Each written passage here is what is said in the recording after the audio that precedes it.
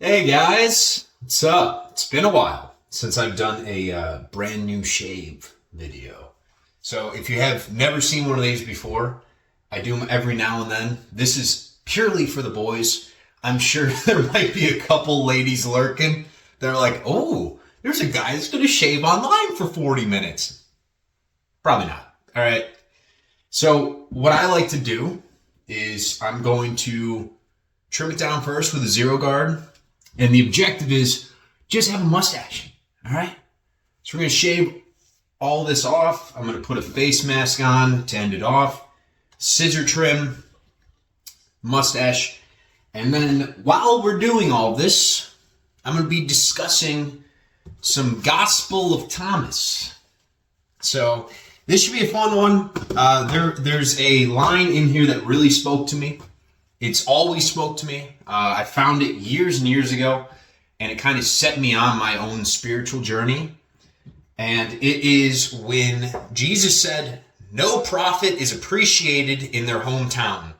Physicians don't heal those who know them." And so, let's get started, all right? Now, this part's going to be loud first, so I'm going to get this over with, and then we're going to get going on that topic, all right? But I like to cut high, typically, and just leave like a little bit right where this inlet is in your ear, whatever this is called, this little piece. I like to line that up right there. I think it just looks the best, personally, for me.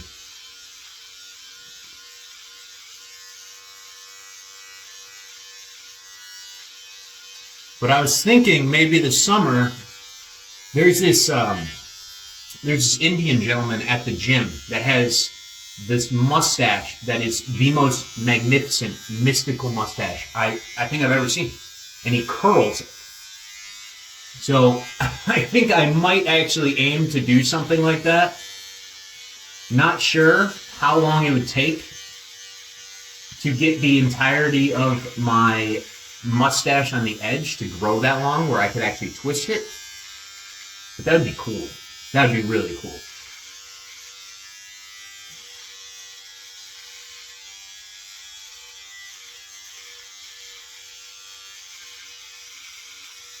Alright. No soul patch this time around.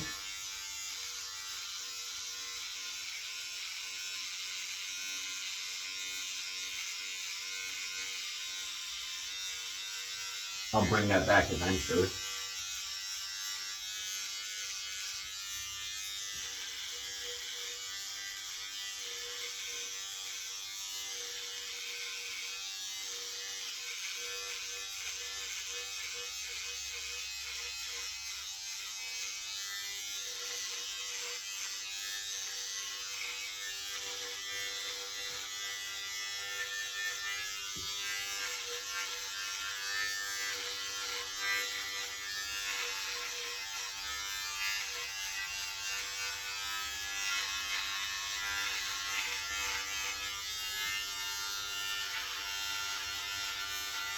And then also on the corners of your mouth here, guys, if you've never shaved before, just lift up with your finger the long hairs of the mustache. And don't be afraid to cut too high. As long as the long hairs are up, it's still going to fall down over. So you're still going to be able to keep the thickness of the stash. But you want to make sure that you don't have a bunch of these little short hairs on the corner of the mouth here, because you know it doesn't look that great. It looks a little uneven. And you know what we do here on this channel. It's all about being the best version of yourself. All right? I think every single one of you are absolutely beautiful. Okay? But that's my subjective opinion. The most important thing is that you believe it and that you step into what you want to be. Whatever that is. All right? And that's going back real quick to the first thing we started off with. You think Jesus was talking about actual physician work? You think he was talking about physicians in that sense, like doctors and how they can't heal people in their own hometown, or maybe it's a little symbolism. I like to think that he talked in symbols, because everything with a character that is of that intelligence, that divinity, is always going to be higher consciousness. It's not going to be easy to understand. And so my interpretation is that a lot of us, based on our upbringing, we have a lot of faulty programming. We have all these subconscious beliefs about ourselves that aren't from ourselves. They're from other people, okay? And those other people, since the time you were a baby, typically these are your parents from a young age. These will be your school teachers. These may be your religious leaders. Like if you go to church, you go to mosque, you go to synagogue, you're Buddhist, whatever it is, doesn't matter. Your friends, your relatives, anyone around you. They, because they're older than you, are going to guide you. They think they're doing you a favor. And so they'll tell you, don't do that. Do this. Oh, no. That's only for the select few. You can't do that. All right? Let's go over here. This is the safe path. Go off to college. Go get this job. It makes the most money, right? They think they're doing you a favor. But then you start to have your own thoughts as you age, as you grow up. And these thoughts lead you to be who you are meant to be, your highest version of yourself. And so that's what Jesus is really getting at, where he's saying, you have the power to be a physician. You have the power to be a healer. You have the power to have all these light codes, all this consciousness, your God-given divinity that you are divine in the flesh. Okay? And your objective is to share that with other people. And so why he's saying you can't really be a physician in your own town and you're not appreciated is because all those people already have a preconception of who you are, who you are meant to be. And they're not bad people for doing that, right? On this channel, we want to make sure we're not living from a state of condemnation or judgment or being like, man, my life is the way it is because my parents, they were so mean and now I don't know who I am. No, just let go. You have to let go so we can allow in that physician, that Jesus self, that divine self, be the son that rises to the Father. That's what the goal of life is. But sometimes it is very difficult to do that while you're in a situation in which everyone else wants to tell you who you are. Isn't that strange? We live our lives trying to make other people comfortable, trying to fit in, trying to just do what we're told because, hey, man, that's what will make people like me the most. Yeah. Isn't that fucking wonderful? But that's kind of what we do. And so that's what Jesus is really getting at here. He's saying, you got to leave that hometown. You have to leave them behind. I'm not saying you have to travel. You don't have to go otherworldly and change continents and zip codes and all that to become yourself. But you have to allow for the internal shift of your higher self to come in, where you stop looking outward, you stop looking at reality for the answers, and you start going inward. I think it was the book of Matthew, where they say the kingdom of God is within. Well, how many people actually look inward their entire life? Not very many. We go to churches for this stuff. We go to whatever religion it is. We go online. We go to YouTube, right? Even if you're here right now, you're looking for advice. You're looking outside of yourself for something to fill a need that is internal. What I'm saying is, I just grabbed some of that shaving cream with my tongue. Gross. What I'm saying is, all those answers to your highest version of yourself, the most joyous, the most blissful, the most abundant version of yourself? Yeah, you got all those already. They're within. But we are entrained and programmed by society to never look there. We are taught to just try and fit in. The days of just trying to fit in are over. They're done. I'm telling you guys, they're done. I'm not going to get too crazy and out there today, but the energies that are coming in, all the solar activity, all this stuff, what it really means is your energetic structure, because we are just energy given shape, right? These physical bodies we have are just vessels for consciousness. There's only one consciousness, only one. That's God's consciousness. We as humans are being taught to separate ourselves from that God. You have to go somewhere to worship that God. You can't just go within to worship. This is how we've kind of been trapped within this illusion for thousands of years, because we constantly look outside of ourselves for answers that are inside of us. And that is why many of us struggle to find self-worth, to find self-validation, to find that inner healer, that inner physician where we have our gifts, right? I keep saying physician because that's what Jesus said, but whatever your soul is calling to, that's your gift. That's your gift that you are to share. And we all want you to share the gift. Everyone wants you to share your gift. I think to a degree, this is my gift. It's the fact that I can sit and, basically just speak my mind, and people can join in, and anyone can watch. And it's a loving, accepting environment. It's a safe space. That's what I try and create. And it's a safe space for free thought. I'm a big free thinking kind of guy. I like it when people are individualized. I don't like this whole cultural obsession with homogeny or homogeneous, whatever the word is.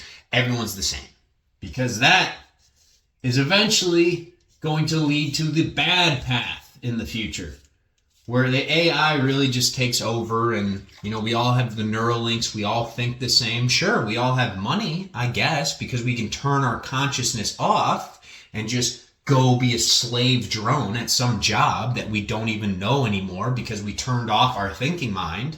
And then we can sometimes enjoy a couple hours every day of free time. But when you're enjoying the free time, do you have a personality? Do you? No, you don't. You won't have it anymore. And for what? For what? For money? For acceptance? For validation? Nah. I'm telling you guys right now, every single one of you has a gift inside of you that is so amazing, so beautiful, that it will attract an entire tribe to you.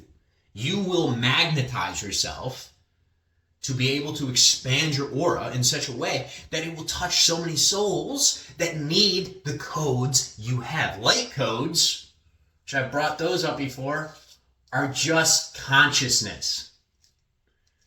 And the beauty of this game is that as we share all these light codes, as we are our truest self, that physician self that is able to heal others with our presence, we can build a new society. We can build a heaven on earth. That's the beauty of it. But we have to be willing to take the leap of faith. The leap of faith is saying no.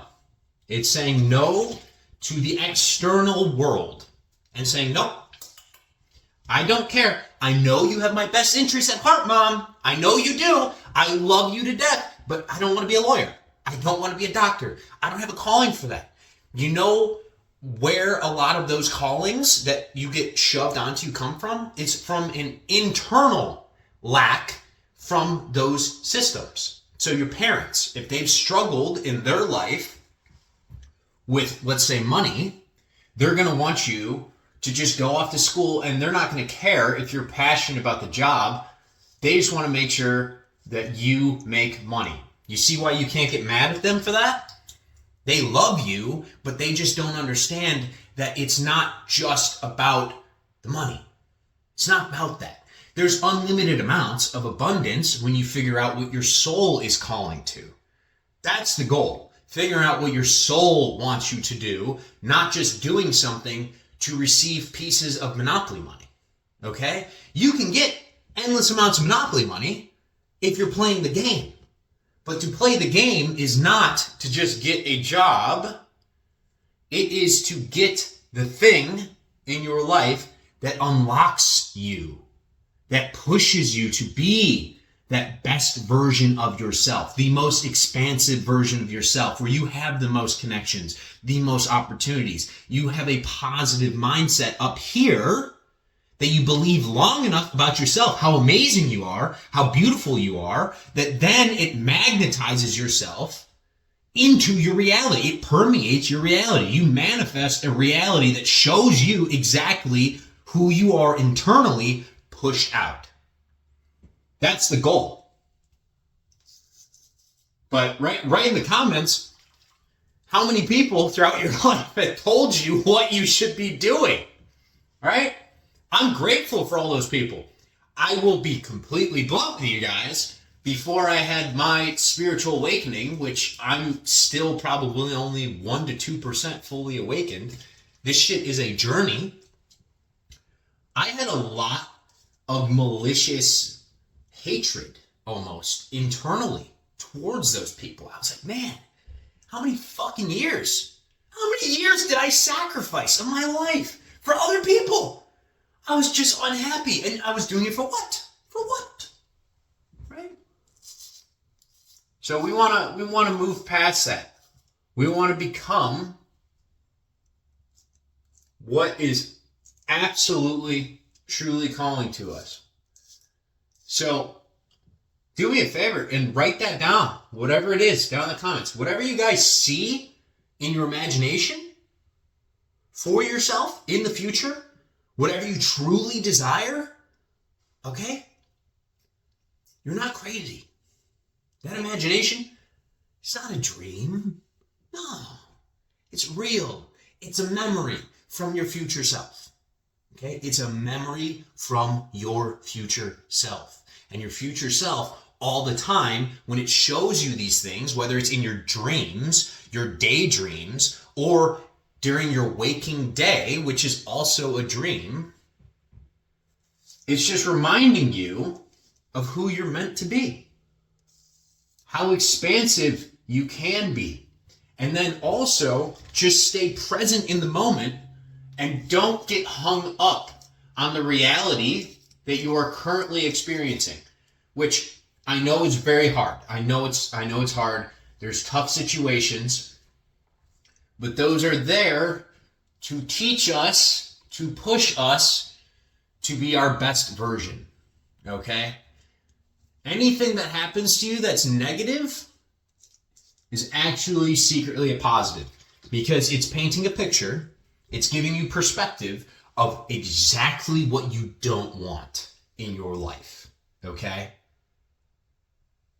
And so I know I expounded way too much on what Jesus himself was saying, but basically, hey, your present reality, all those external factors,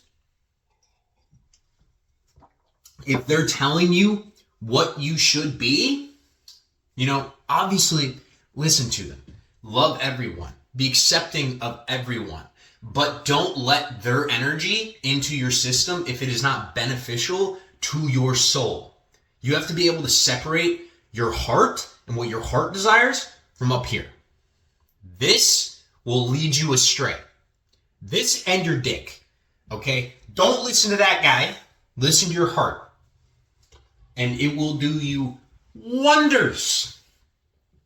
Now, while I'm scissor trimming, because I think we beat that topic to death, I want to talk real quick about why. Actually, let me do this real quick first.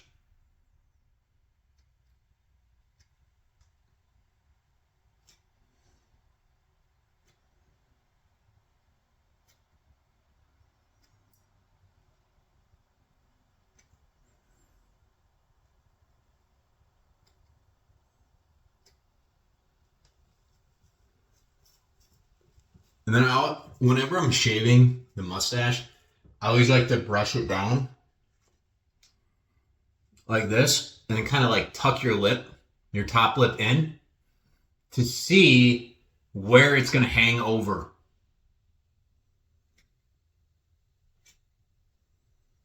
Your lip. Because, man, when I was younger and I could first grow facial hair, I was just so excited to be able to grow facial hair that I didn't actually like groom it. And so I would be walking around consistently with like lip hairs in my mouth. Like I was sucking on the mustache hair, and it was disgusting. Not really for myself, but for everyone else involved. You know, they just had to watch me during a conversation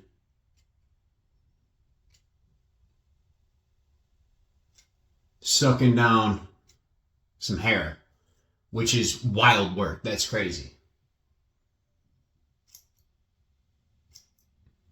So we can't be doing all that.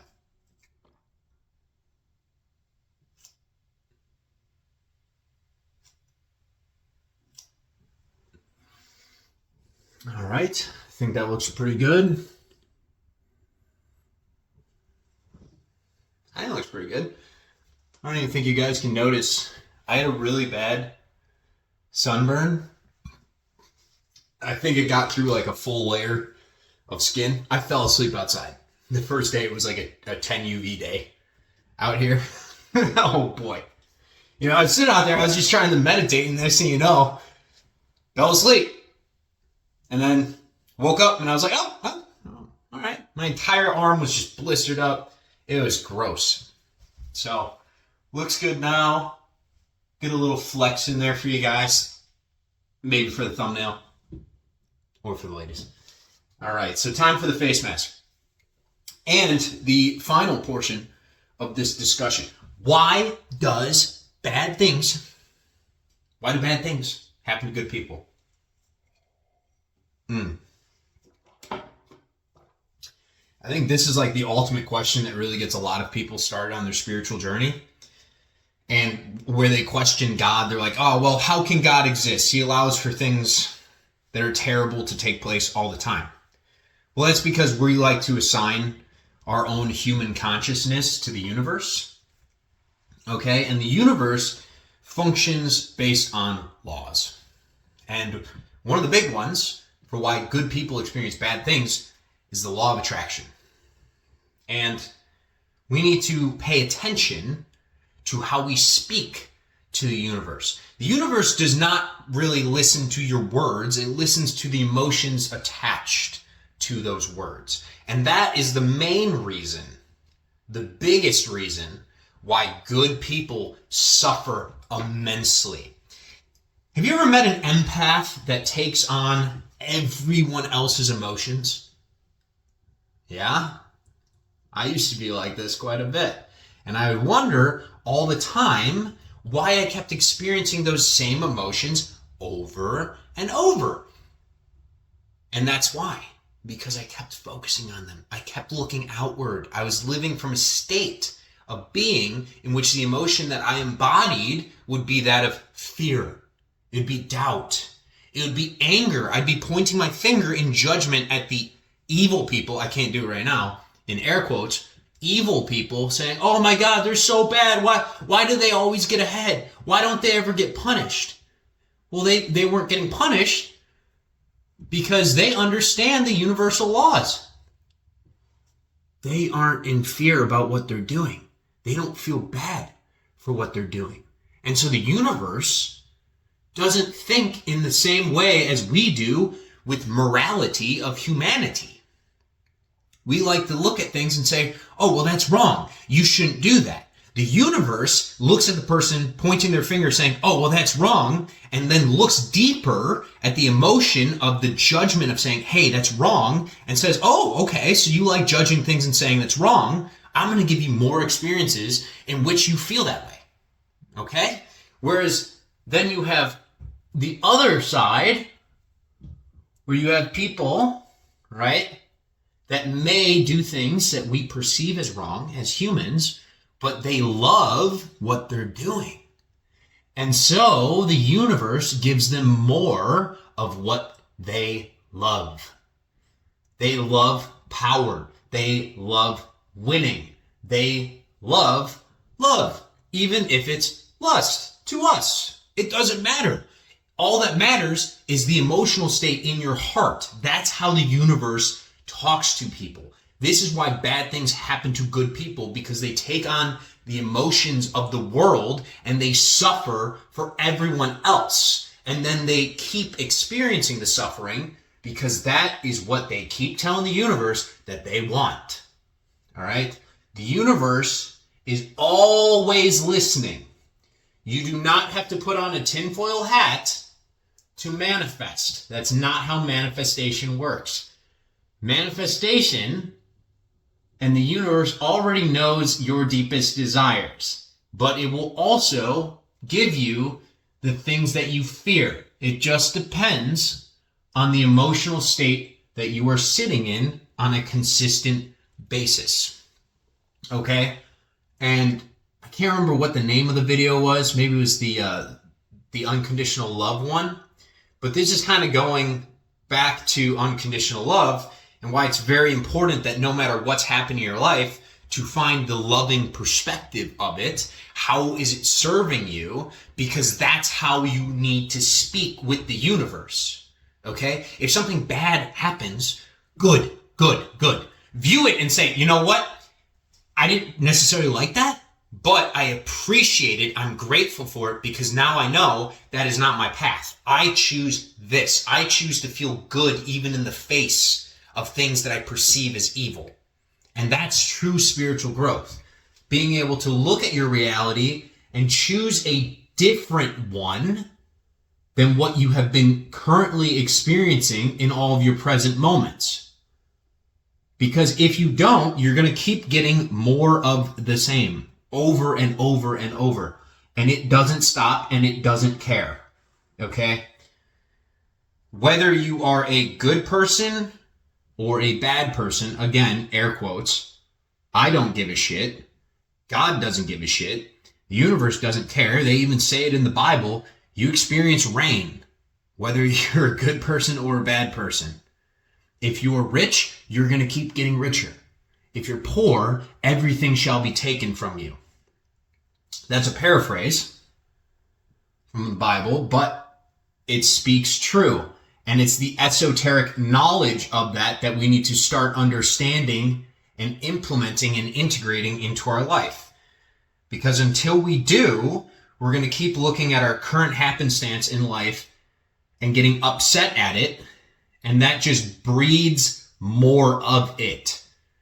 And I mean, I've said it so many times, and that's the main purpose of what I want to do with this channel is just help people be more of their best version of themselves. That's it.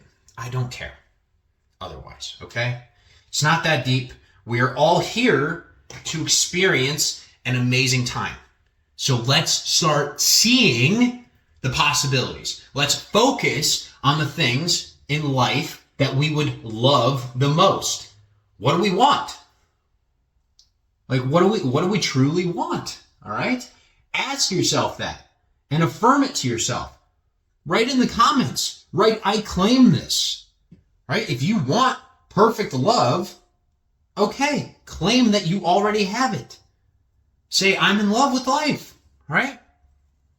You're basically attaching an emotion to it, putting it out in the universe, and you're telling the universe, hey man, I'm loving life. Even if everything is burning around you right now and falling to pieces, like I said, it's perspective. It could be falling into place. You're seeing all the things that have manifested into your reality that you don't want, and now you know what you do. Incredible. That's growth. That's the point. That's this whole game. So, hopefully, you guys learned something on this one. I am going to clean up a bit. Got this green stuff all over my hands. You know, final messages, things to take away. Focus on yourself. That doesn't mean, you know, it isn't narcissistic to do that, okay? It's not. Figure out the things that speak to your heart. Even if other people that you've spent a long amount of time with, long portion of your life with, disagree with, if it benefits your soul, it's meant for you. So let's start stepping into it, okay? I want the best for you guys. I want you to experience the most love, the most joy, the most evolution, the most expansion, the most consciousness. We are constantly growing. We are constantly evolving, okay? We are going down this journey of life. There are no winners. There are no losers, okay? So don't look outside of yourself and be like, oh, wait, but they have a better time. Their life is easier. Okay. If you keep telling the universe that other people's lives are easier than yours, well, then you're going to keep getting the same. All right? Like we just went over. All right? So look out. Love everyone. The universe will love you back. Be joyous in every conversation, and you will attract joyous conversations. Be happy throughout the day, and the universe will bless you with miracles that will make you smile ear to ear. All right? Love you guys. Namaste.